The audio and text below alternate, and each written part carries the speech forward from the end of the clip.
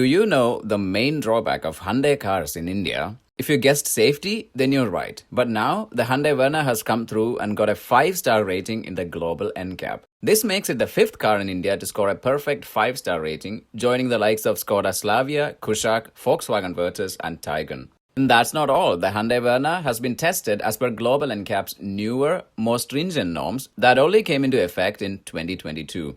Global NCAP's new crash test protocols assess frontal and side impact protection as well as electronic stability control. Moreover, pedestrian protection and side impact pole assessments are required for vehicles scoring the highest star ratings. Verna scored an impressive 28.18 points for adult occupant safety and 42 points for child protection. The test car was equipped with dual front airbags and curtain airbags. The Verna also gets seatbelt reminders, electronic stability control and ISOFIX as standard. In this video, we bring you all the different crash tests undergone by the Hyundai Verna. You also get to see how its electronic stability control works.